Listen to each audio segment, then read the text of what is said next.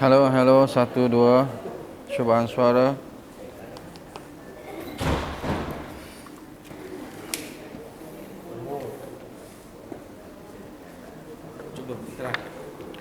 Cubaan suara.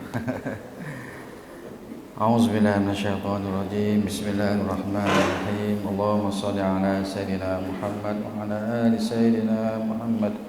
Allahumma shalli ala sayyidina Muhammad wa ala ali sayyidina Muhammad. Allahumma salli wa sallim ala sayyidina Muhammad wa ala ali sayyidina Muhammad. Wa rabbi shrah li sadri wa yassir li amri wahlul 'uqdatam min lisani yafqahu qawli. Insyaallah. Assalamualaikum warahmatullahi wabarakatuh. InsyaAllah sama-sama kita buka majlis Quran kita ni dengan kita mengambil berkat Ummul Kitab Al-Fatihah. A'udzubillahi minasyaitonirrajim. Bismillahirrahmanirrahim. Alhamdulillahi rabbil alamin. Ar-Rahmanir-Rahim. Maliki yaumiddin. Iyyaka na'budu wa iyyaka nasta'in. اهدنا الصراط المستقيم صراط الذين أنعمت عليهم غير المغضوب عليهم ولا الضالين آمين. بسم الله الرحمن الرحيم. الحمد لله رب العالمين والصلاة والسلام على سيدنا محمد وعلى آله وصحبه أجمعين ومن اتبع هداه إلى يوم الدين. اللهم عظم رغبتنا في القرآن واجعله لنا نورا لأبصارنا وشفاء لصدورنا وذهابا لهمومنا. اللهم زين به ألسنتنا وجمل به وجوهنا وقو به أجسادنا وثقل به ميزاننا وارزقنا حق تلاوته وقونا على طاعتك آناء الليل وأطراف النهار واحشرنا مع النبي وآله الأخيار والحمد لله رب العالمين آمين يا رب العالمين. InsyaAllah tuan-tuan, kita sambung lagi kelas tafsir kita pada hari ini, surah Al-Hajj ayat 24 hingga ayat 30. Saya tengok di muka surat Quran tu 24 hingga 30. InsyaAllah. Waalaikumsalam. Al-Hajj 24. Mana ni? Wahudu tu Wahudu. A'udzu billahi minasy syaithanir rajim.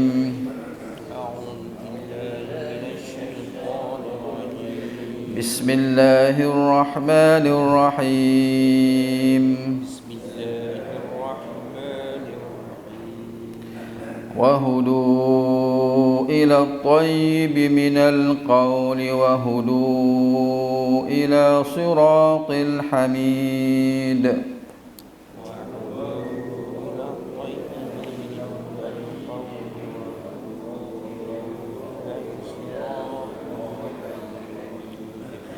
إن الذين كفروا ويصدون عن سبيل الله والمسجد الحرام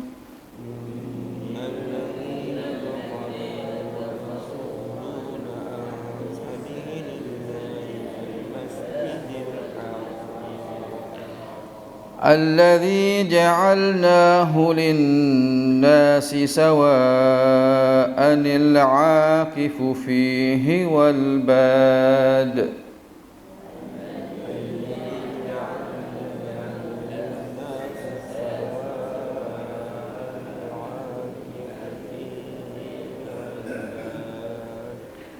ومن يرد فيه بإلحاد بظلم نذقه من عذاب أليم.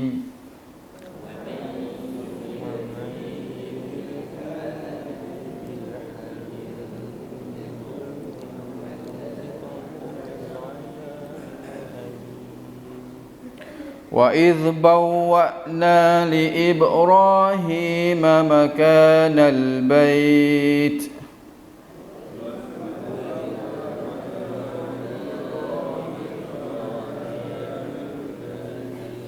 ألا تشرك بي شيئا وطهر بيتي للطائفين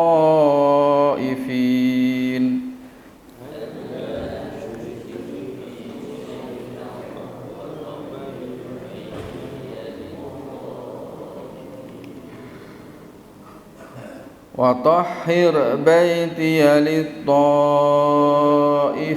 والقائمين والركع السجود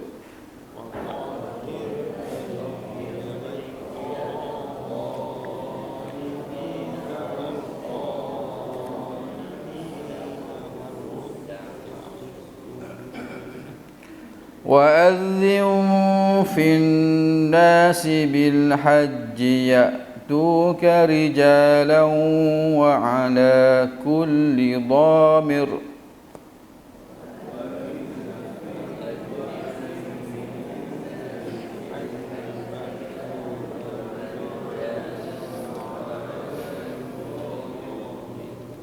يأتين من كل فج عميق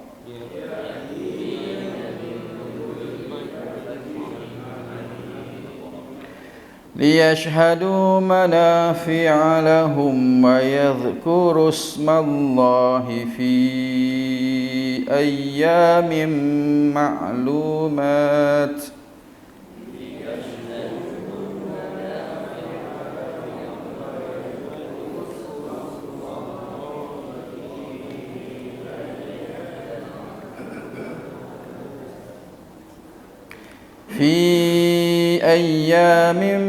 معلومات على ما رزقهم من بهيمة الأنعام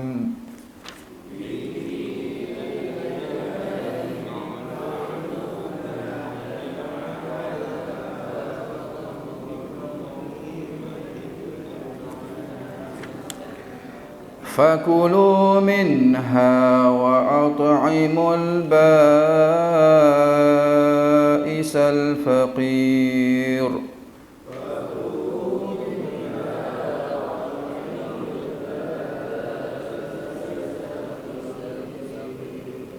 ثم ليقضوا تفثهم وليوفوا نذورهم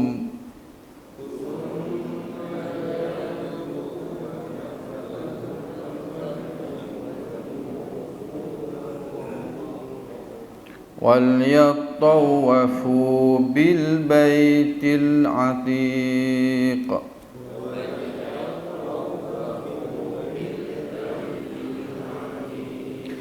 ذلك ومن يعظم حرمات الله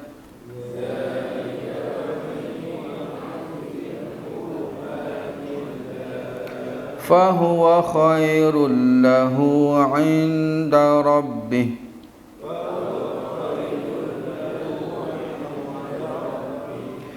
وأحلت لكم الأنعام إلا ما يتلى عليكم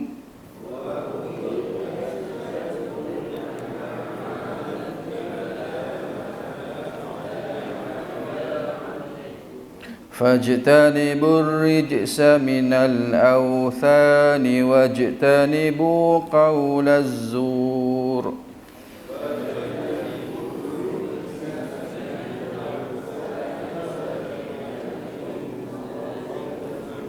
صدق الله العظيم. Alhamdulillah, syukur kepada Allah Subhanahu wa taala kerana Allah telah memilih kita bersama-sama dalam majlis yang mulia ini di hari yang mulia ini, hari Jumaat ya. Mudah-mudahan Allah terus memberikan kita hidayah, kerana hidayah itu sangat mahal, hidayah sangat berharga. Kerana dalam ayat 25 akan mengisahkan bagaimana hidayah sangat berharga. Dan dalam ayat yang kita bacakan tadi mengisahkan isinya di antaranya ialah sifat orang-orang kafir, ayat 25. Sifat orang kafir, mereka akan menghalang, mereka akan menyusahkan orang-orang Islam untuk menunaikan ibadat-ibadat dan untuk menghalang orang Islam daripada pergi ke Masjidil Haram. Ini sifat orang-orang kafir.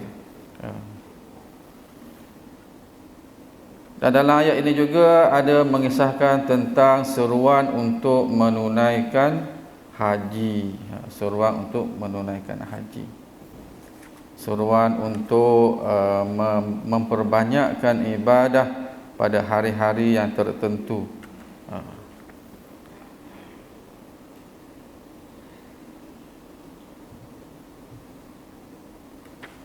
InsyaAllah kita baca sikit dia punya maksud dia. Ayat 24, mereka cenderung untuk berkata yang baik-baik dan mereka cenderung untuk berbuat yang terpuji. Adapun orang kafir yang selalu menghalangi orang lain menempuh jalan Allah dan masuk Masjidil Haram, dan kami jadikan tempat bagi manusia sama ada dia orang yang mukim atau pendatang dari luar. Sesiapa yang bermaksud melakukan kejahatan atau penganiayaan di dalam Masjidil Haram, akan kami rasakan azab yang pedih lagi menyakitkan. Ingatlah ketika kami sediakan bagi Ibrahim tempat suci di masjid.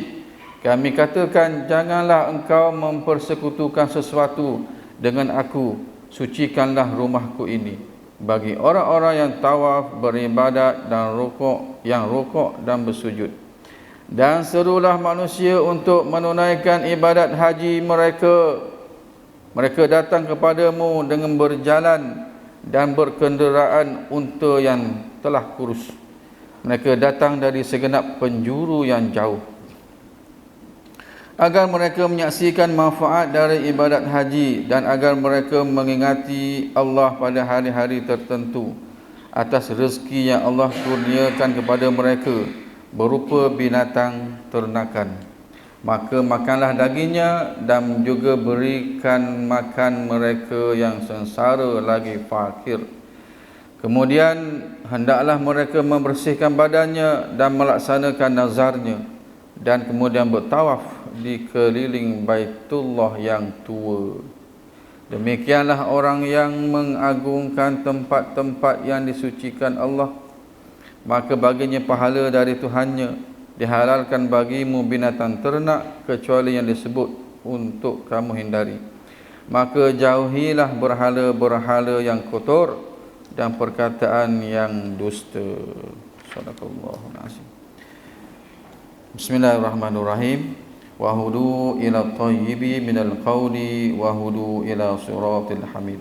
Mereka cenderung untuk berkata yang baik-baik dan mereka cenderung untuk berbuat yang terpuji. Ini sifat-sifat orang-orang ahli syurga.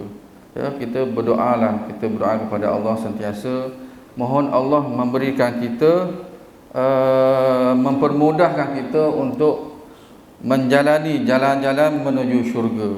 Kena doa yang tu ya. Kadang-kadang kita lupa nak doa yang tu. Ya Allah, mudahkanlah aku ya Allah untuk aku menempuh jalan-jalan menuju syurga. Ya Allah, mudahkanlah keluargaku, anak-anakku, isteriku ya Allah, untuk memudahkan kami semua menempuh jalan-jalan ke syurga. Kita lupa nak itu. Sebab jalan ke syurga ni bukan senang ya, bukan senang kita nak masuk syurga. Kecuali orang itu memang Allah mudahkan baginya. So kita jangan keluar daripada golongan yang Allah pemudahkan untuk kita menuju ke syurga. Dan kita juga kena doa, ya Allah, jauhkanlah aku ya Allah daripada jalan-jalan yang akan membawa aku ke neraka. Tentang bahasa Melayu pun tak apa. Kita mohon pada Allah betul-betul ya. Sebab syurga dan neraka ni bukan benda yang biasa-biasa, yang kaleng-kaleng kan, benda yang sangat dahsyat. Syurga dan neraka benda yang kekal abadi, kekal abadi. Nak rasa tak boleh rasa kan. Kita tengok syurga, benda yang kekal abadi dengan penuh nikmat, baru kita tahu betapa dahsyatnya syurga dan berapa dahsyatnya neraka. So kita kena sama-sama lah, saya berdoa, ya Allah, mudahkanlah aku ya Allah menempuh jalan-jalan ke syurga. mudahkanlah kami sekeluarga, kami masuk syurga. Kempen satu keluarga semua ke syurga. Kita nak seorang kita masuk syurga kan, kita lupa kepada kaum kerabat kita, anak-anak isteri kita untuk sama-sama masuk syurga. Kita kena kempen doa pada Allah, ya Allah mudahkanlah kami menuju ke syurga. Innal ladzina kafaru wa yasudduna an sabilillahi wal masjidil haram. Ini sifat-sifat orang kafir. Orang kafir dia akan menyusahkan, dia akan menghalang orang Islam untuk mengamalkan Islam, untuk menyusahkan orang Islam masuk ke Masjidil Haram. Saya ada tanya dalam WhatsApp saya, status WhatsApp saya, kenapa Masjidil Haram kita sebut dia Masjidil Haram? Masjidil Haram. Kenapa Masjidil Haram? Daripada mana datangnya haram tu? Ada sahabat kita yang dah keluar daripada kolej ni, dia tanya, Ustaz, apa maksudnya tu? Saya tak faham. Apa maksud Masjidil Haram? Kita sebut tanah suci kan? Tanah suci, masjid yang haram. Haram ni ialah kita dilarang daripada melakukan perkara-perkara yang tertentu. Itu maksud haram kan? Haram minum arak. Haram minum arak. Haram itu dan haram ini. Di Masjidil Haram di sana ada Kaabah, ada tanah suci di sana. Kita tidak boleh membunuh di tanah haram. Kita tidak boleh mematahkan pokok-pokok di tanah haram. Kita tidak boleh membuli binatang. Terima kasih Indra. Nampak sadar tu. Kita tidak boleh membunuh binatang, membuli binatang. Hatta kita tak boleh kacau pun bau merpati rupanya ya kat tanah haram. Saya duk halau-halau dia, duk main-main dengan merpati tu. Kat sana banyak burung merpati kan, terbang atas sana sini kan.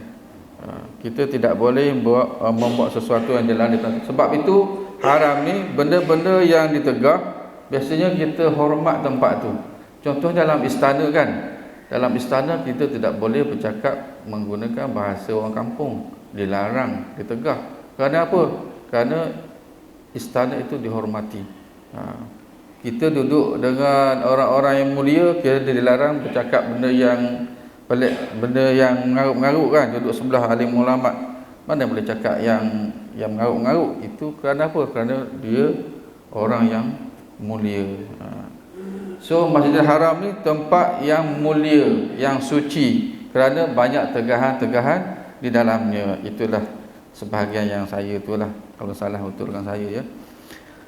Innal ladzina kafaru wa yasudduna an sabilillah wal masjidil haram alladzi ja'alnahu lin-nasi sawa'anil 'aqifu fihi wal bad.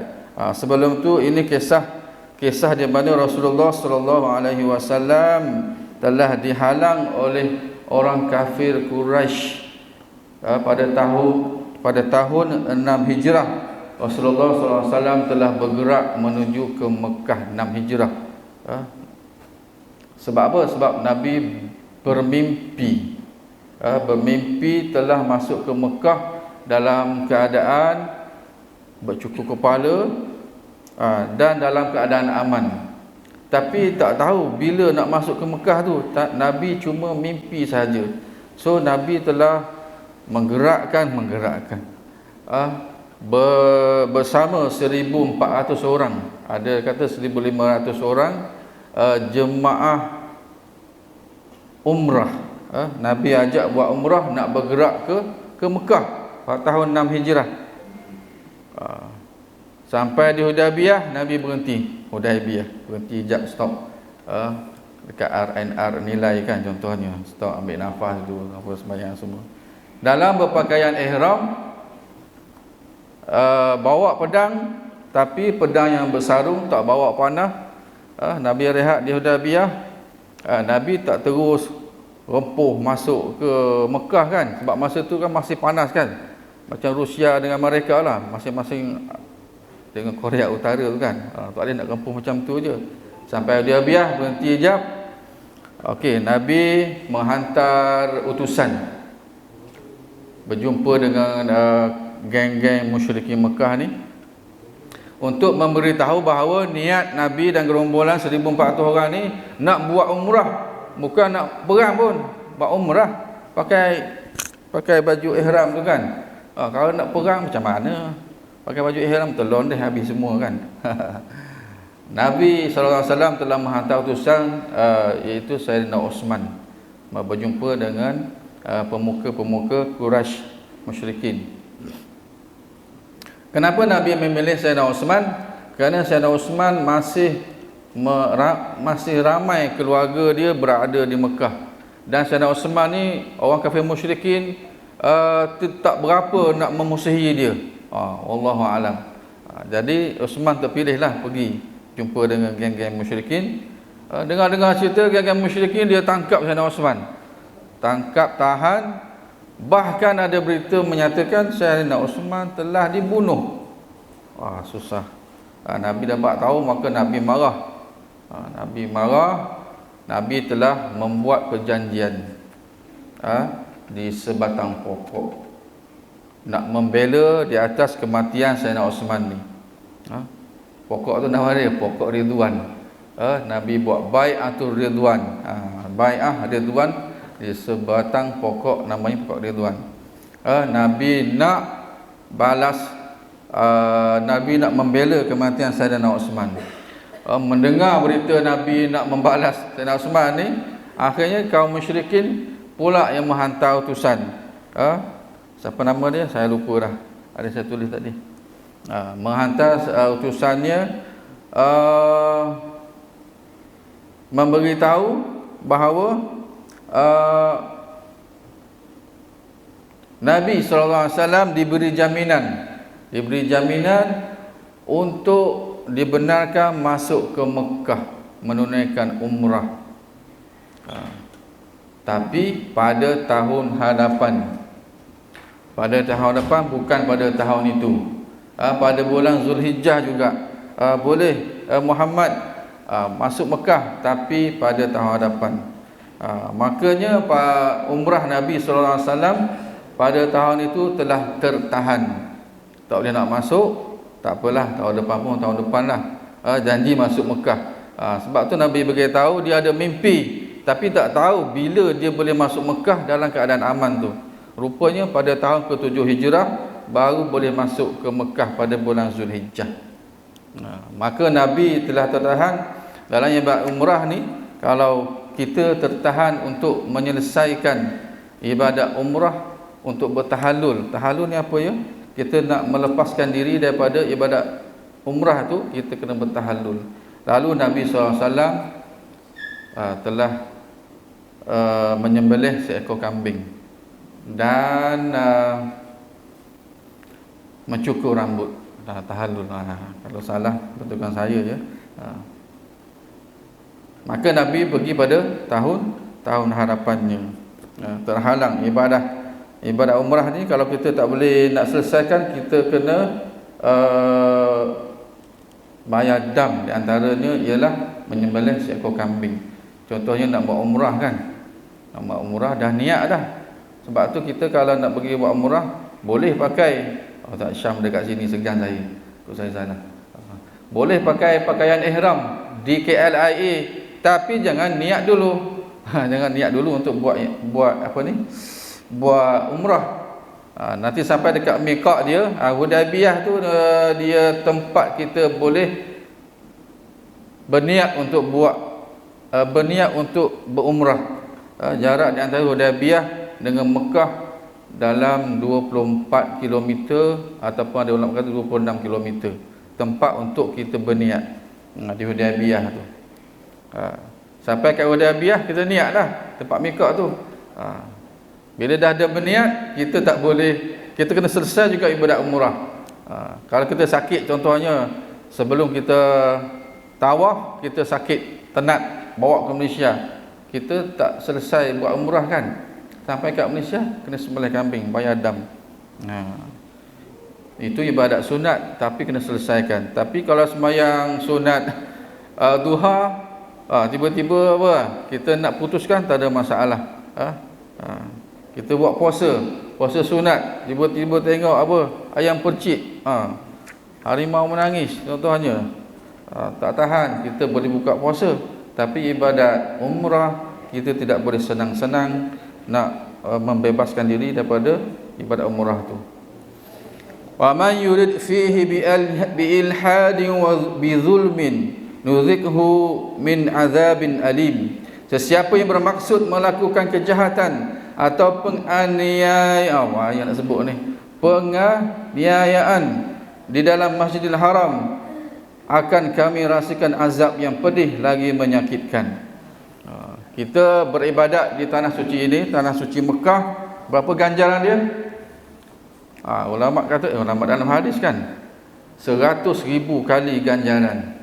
Sebab tu orang yang kaki-kaki ibadat ni, pecinta-pecinta Allah ni, sangat suka, sangat nak pergi ke sana. Sebab apa? Nak buat sembahyang sunat je pun 100,000 kali ganda.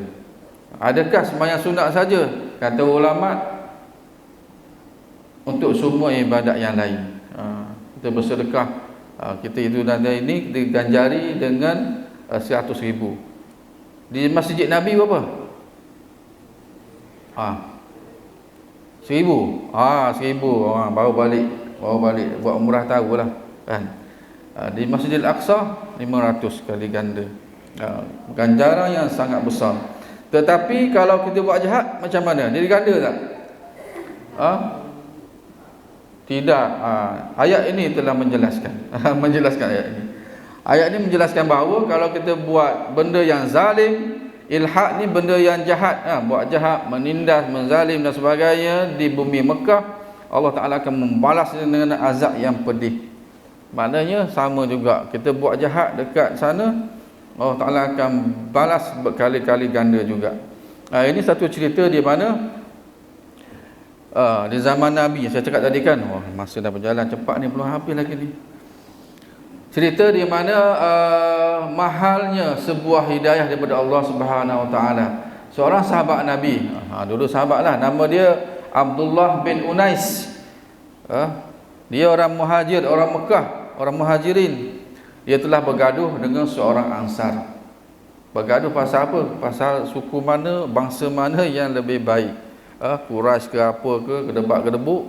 Akhir bergaduh-gaduh sampai level memuncak dia, Abdullah bin Unais telah membunuh sahabat dia, orang Ansar tadi ni. Dia bunuh. Dia bunuh, dia takut Nabi tangkap dia apa? Dia lari ke Mekah dan dia telah mengisytiharkan dia ni telah murtad. Na'udzubillah min zalik. Padahal dia dah jumpa Nabi, dah tengok Nabi, sama-sama berhijrah. Dahsyatnya kan. Berhijrah tu dengan Nabi tu. Tapi oleh kerana Allah Subhanahu Taala, mungkin dia tersilap langkah dia kan. Mungkin syaitan telah membunuh, akhirnya telah murtad. Na'udzubillah. Takut kita ya. Tengok okey je kan. Masa muda ni, akhir umur, tengok Allah Ta'ala palingkan kita punya iman. Na'udzubillah. Sebab tu kita kena doa ya muqallibal qulub, wahai yang membolak-balikkan hati, sabit qulubana ala dinik, tetapkanlah hati kami beriman kepadamu. Mahalnya hidayah nama orang. Kita kena minta hidayah dan taufik daripada Allah. Taufik, kekuatan untuk kita menunaikan kebaikan. Wa idh bawwa'na li Ibrahim makana al-baiti alla tusyrik bi syai'an wa tahhir baiti lit-ta'ifin wal qa'imin war ruk'is sujud. Ingatlah ketika kami sediakan bagi Ibrahim tempat suci di masjid. Bawwa'na ni Allah Ta'ala dah sediakan tempat, mempersiapkan tempat untuk kami, untuk Ibrahim membina tempat suci. Ketika peristiwa, katanya Nabi Adam ialah Nabi yang pertama mendirikan rumah Allah di muka bumi ini kan. Bila berlaku peristiwa banjir Nabi Nuh, habis ranap, Kaabah pun ranap kan. Maka Nabi Ibrahim mencari di mana tapak asal Mekah, tapak asal Kaabah. Maka Allah telah memberikan Nabi Ibrahim hidayah untuk mencari di mana untuk kita mensucikan Allah daripada sebarang sekutuan daripada zaman Nabi Adam sampailah sekarang. Tapi orang-orang kafir Quraisy sebelum tu telah merosakkan fungsi sebenar rumah Allah Al-Kaabah. Bagi orang-orang yang tawaf di Taifin, Taif orang yang tawaf, wal qaimin orang yang mendirikan beribadah, wal ruk'is sujud orang yang banyak sujud, orang yang banyak rokok, untuk tempat rokok dan tempat untuk orang bersujud. Sebab itu kita pergi Mekah, banyakkanlah kita bertawaf. Kata ulama, kita digalakkan untuk banyak kali bertawaf dibandingkan buat umrah. Antara banyak umrah ke dan buat banyak tawaf. Kata ulama, ada sekarang banyak ulama beritahu kita digalakkan banyak bertawaf. Sahabat kita Allahyarham Fauzilah, Fauzilah, saya sempat berumrah dengan dia lah, dengan geng-geng Ustaz Isyam Tari. Saya tengok dia di antara orang yang banyak bertawaf. Tak tahu dah dia buat berkali. Bukannya senang tawaf ni ya. Sa'i pun bukan senang, tawaf pun bukan senang. Saya yang sihat-sihat ni pun nak habiskan sa'i, 3 round dah rasa penat dah. Kenapa penat sangat ni? Mungkin banyak dosa kot. Saya tengok Allahyarham Fauzilah bin apa saya lupa ya. Steady je lah, slow. Saya nak potong pun dia tak boleh. Kita digalakkan banyak melakukan tawaf ketika berada di Mekah. Wa azzim fin nas bil hajj ya'tuka rijalan wa ala kulli dhamir. Dan serulah, laungkan, viralkan, panggilkan ya Ibrahim, manusia-manusia untuk menunaikan ibadat haji. Panggillah manusia, viralkan, sebar dalam grup Facebook, WhatsApp pun semua, supaya datang manusia menunaikan haji untuk beribadat di tanah suci Mekah. Ya'tuka, mana ni? Mereka datang kepadamu, datang kepada Nabi Ibrahim, rijalan apa ni? Berjalan kaki, itu zaman dululah. Wa ala kulli dhamir, dan berkenderaan unta yang telah kurus. Kenapa disebut kurus? Sebab asalnya unta tu gemuk kan. Unta tu gemuk. Dia dah biasa jalan jauh, dia beri makan untuk pergi ke Mekah ni. Tapi oleh kerana perjalanan yang sangat jauh, perjalanan yang sangat memenatkan, kurang makan, kurang minum dan sebagainya, akhir unta yang gemuk tu jadi kurus. Nak beritahu Allah suruh kita tunaikan ibadat haji. Siapa yang belum hantar nama ke tabung haji ni, Hasmin dah hantar. Dah hantar tabung haji belum? Allah Subhanahu Wa Taala dah bagi pahala pun. Kita niat nak buat haji kan, tapi tertahan oleh kota lah, tunggu dia punya apa panggil? Dia punya turn kan, tunggu turn lah. Allah Ta'ala dah bagi kita pahala pun. Saya tahun 2053 berapa. Jauhnya. Tengok macam tak logik, tapi daftarlah. Daftar. Allah Ta'ala suruh pergi juga buat haji. Walaupun lambat lagi turn tu, daftar juga. Tapi kalau ada duduk lebih, pakai lain kan, pakai syarikat lain. Nak ceritanya, orang zaman dulu jalan kaki. Allah Ta'ala panggil, go. Naik unta gemuk sampai kurus, go. Kita pergi tanah haram ni, pergi Kaabah, kita nak buat apa sebenarnya? Kita nak pergi ke Kaabah ni nak buat apa sebenarnya? Kita nak tengok Kaabah je ke? Tak ada kan? Contohnya Cik Hasmin nak pergi bertemu dengan rakan lama dia di Kelantan contohnya, Encik Hasnul Hadi. Hasnul Hadi pergi lain lah, Labuan lah. Kita nak pergi rumah dia ke, kita nak jumpa dengan tuan rumah di Kelantan tu. Kita pergi Kelantan bukan nak tengok rumah dia, nak tengok kereta dia. Kita pergi ke Kelantan dalam jarak yang jauh tu, 12 jam tu, dengan tur bagai, sesak bagai, sebab kita nak jumpa tuan rumah Hasnul Hadi. Pak lama tak jumpa. Itu maksudnya kita pergi ke Mekah bukan nak tengok Kaabah sahaja, tetapi kita nak ada rasa bonding dengan Allah Subhanahu wa taala. Rasa bonding, rasa cinta tu kita nak bawa ke dalam seluruh kehidupan kita masa datang. Ya'tina min kulli fajjin amik, mereka datang dari segenap penjuru yang sangat jauh, dari lembah, dari pegunungan, daripada mana-mana tempat. Hari ni kita tengok kan, sampai sana kita boleh tengok orang Turki. Orang Turki di antara orang yang sangat ramailah buat menunaikan umrah haji ni. Kita tengok bagai-bagai. Mike Tyson pun buat haji ya. Buat haji dengan umrah tu hari. Berbagai-bagai bangsa dekat sana.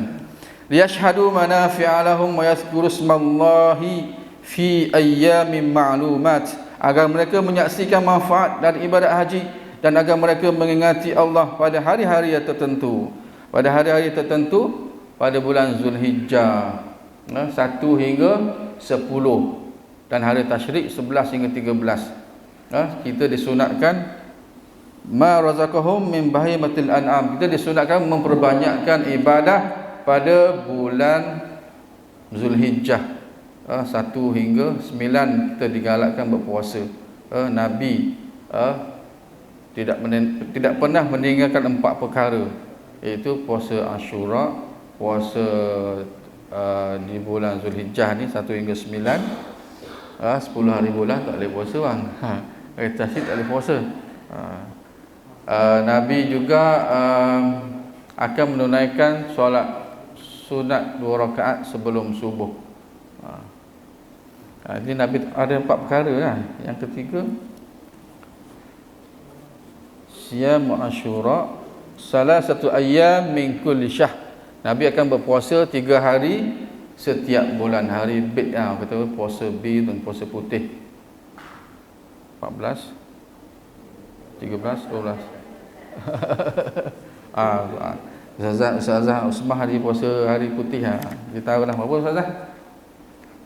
12, 13, 14, 15. Iyalah. Nabi tak pernah tinggal puasa 3 hari setiap bulan. Kita digalakkan untuk belakang ni fakulu minha wa at'imul ba'isal faqir, maka makanlah dagingnya dan juga berikan makan mereka yang sengsara, yang susah lagi fakir. Dan binatang-binatang yang kita nak korbankan tu, kita afdalnya kita bagi semua daging mentah dekat orang susah, dekat orang fakir, dekat orang sengsara, afdalnya. Tapi ada dipecahkan, pecah lagi kan. Kalau nak makan pun makanlah sikit, afdalnya bagi mentah. 1/3 katanya yang baru-baru kita buat ibadat kan, 1/3 kita ambil, 1/3 bagi kat orang susah, 1/3 bagi kat kawan-kawan. Wallahu a'lam, pilihlah ya. Thumma liyaqdu tafasahum wal yufu nuzurahum wal yatawafu bil baitil atiq. Kemudian hendaknya mereka membersihkan badannya dan melaksanakan nazarnya, dan kemudian bertawaf di keliling Baitullah yang tua. Dia bagi tua kat sini ya. Tafsir bagi tua. Apa maksudnya di sini? Lepas daripada kita menyembelih binatang kurban tu, kita hendaklah membersihkan badannya. Tafasahum. Thumma liyaqdu tafasahum, membersihkan badan. Dulu orang kata kita kalau dah berniat untuk korban pada hari tertentu, kita tak boleh potong kuku, tak boleh potong rambut di badan kan. Bila habis daripada sembelihan tu, kita bersihkan badan, potonglah apa-apa bulu yang dekat badan tu, bulu ketiak apa sebagainya tu, potong kuku, bersihkan badan. Dan bertawaf di keliling Baitullah yang tua. Wal yatawafu bil baitil atiq. Al-atiq ni apa maksud dia? Apa tahu nak bagi ni RM5. Baitullah yang tua. Yang tua di sini al-atiqun ialah antik. Antik sebenarnya. Baitullah daripada zaman Nabi dulu-dulu lagi. Benda yang sangat lama tetapi berharga. Itu barang antik. Sehingga kan ada kasut Nike. Sebelah kasut Nike dijual dengan harga berjuta. Sebelah je nak pakai pun tak boleh. Tapi oleh dia lama tetapi berharga, orang sanggup beli dengan harga berjuta. Itu maksudnya barang antik. Baitullah ni benda yang sangat lama. Dzalika wa man yu'azzim hurumatillah fahuwa khairul lahu 'inda rabbih. Demikianlah orang-orang yang mengagungkan tempat-tempat yang disucikan Allah, maka baginya pahala dari Tuhannya. Wa uhillat lakumul an'amu illa ma yutla 'alaikum.